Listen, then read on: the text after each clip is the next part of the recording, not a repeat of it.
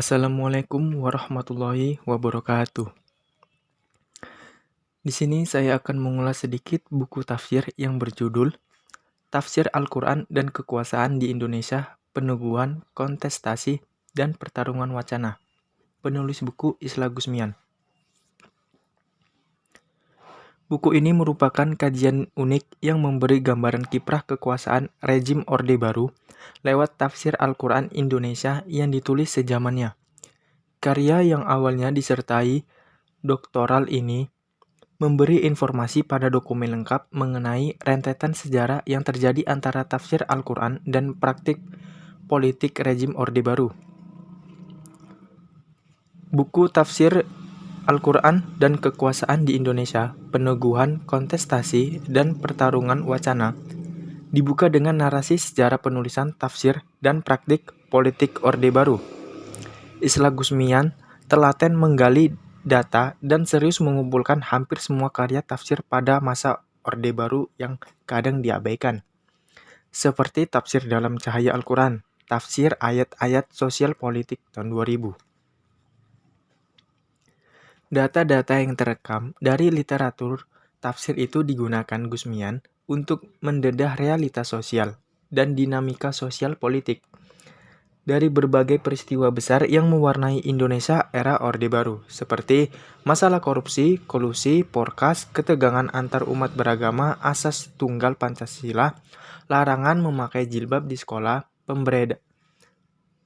pemberedelan media massa hingga pelanggaran HAM yang terjadi di era itu. Dikontestasikan dalam buku ini yang terdapat dari tafsir Al-Quran secara terbuka dan dinamis. Mula-mula buku ini berfokus pada pembahasan praktik Orde Baru dan sejarah penulisan publikasi tafsir serta identitas penafsir dalam wajah rezim Orde Baru yang mengurai detail simpul hubungan penguasa dan penafsir dengan sorot ulama basis paradigma tafsir hingga kontestasi tafsir Al-Quran. Dalam sistem kekuasaan politik represif, hegemonik dan otoriter, yang oleh Douglas A. Remek disebut sebagai rejim penunda demokrasi. Sebagai salah satu ekspresi, tangan ulama atau intelektual muslim Indonesia mengambil peran untuk menggerakkan wacana krisis ke penguasa dan olehnya tafsir Al-Quran menjadi arena pertarungan wacana. Bagi Gusmian, ini membuktikan bahwa penafsir masa Orde Baru tidak berhenti pada pemahaman teks Al-Quran, dijadikan sebagai dasar logis konseptual untuk melakukan kritik atas ketimpangan sosial, politik, dan kemanusiaan.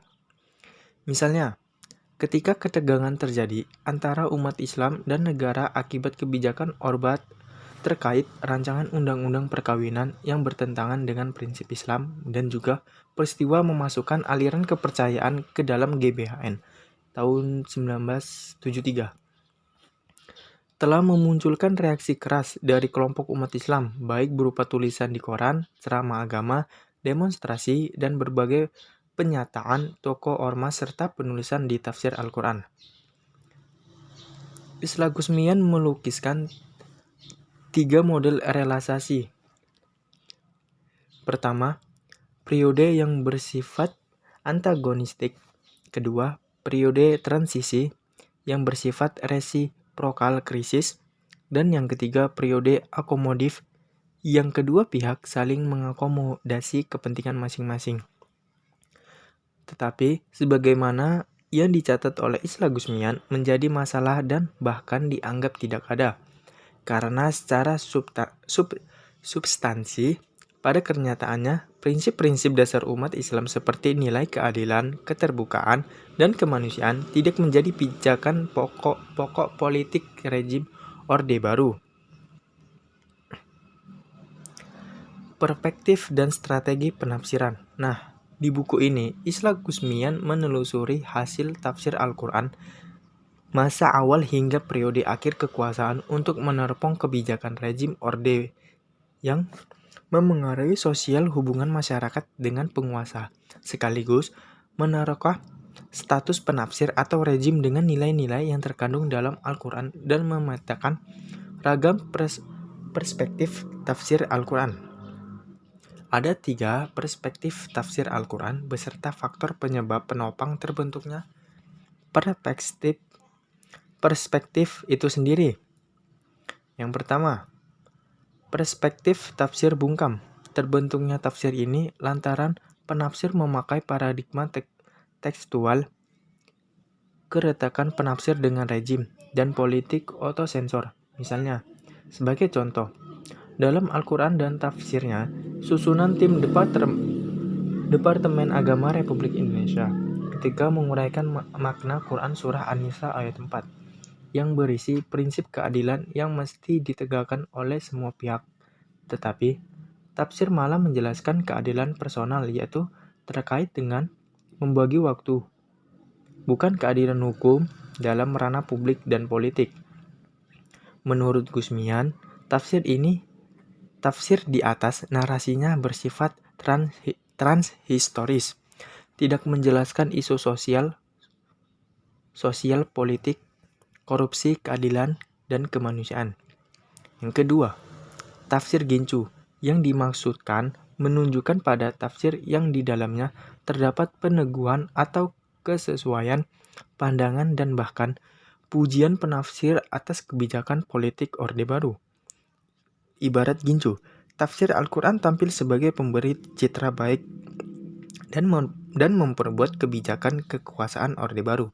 Misalnya, memberi dukungan aksi penumpasan atas pengikut PKI yang diduga pengikut dan simpatisnya, serta pelarangan buku berhaluan ideologi yang dilakukan rejim Orde Baru. Dan yang ketiga, tafsir kritis sebagai asas kesadaran menafsirkan Al-Quran guna sebagai kritik atas politik kekuasaan. Sorotan Gusmian, terdapat 3 tafsir Al-Quran yang melakukan itu, yaitu ayat suci dalam renungan karya Esim, tafsir Al-Hijri karya Didin Hafifuddin, dan dalam Cahaya Al-Quran karya Su'bah Asa. Mereka semuanya memprotes terkait militerisme dalam operasi DUM, pembunuhan aktivis PKI, korupsi, hukum, pemenuhan hak rakyat, dan janji politik. Kemudian ada peran tafsir. Kita tahu bahwa Al-Quran bersifat interpretatif. Tetapi problem umat bukanlah sekedar problem interpretatif atas teks Al-Quran, tetapi juga suatu konteks realitas sosial politik yang terkadang di dalamnya terjadi praktik penindasan, ketimpangan, dan ketidakmanusiawian. Penafsiran harus memberikan diagnosa atas problem realitas sosial politik agar sesuai dengan pesan moral Al-Quran. Kendati tafsir bukan sekedar bentuk media komunikasi dalam menangkap titah Tuhan dari teks Al-Quran, melainkan menggerakkan wacana praktis dan pragmatik, yaitu gerakan kepribihakan pada hal-hal yang diyakini benar dan bermanfaat kepada umat manusia. Baik, cukup sekian penyampaian ulasan saya mengenai tafsir Al-Quran dan kekuasaan di Indonesia, peneguhan, kontestasi, dan pertarungan wacana yang ditulis oleh Isla Gusmian. Kurang lebihnya saya mohon maaf apabila dalam penyampaian ulasan tersebut banyak kekurangan dan kesalahan. Akhir kata, saya akhiri. Wassalamualaikum warahmatullahi wabarakatuh.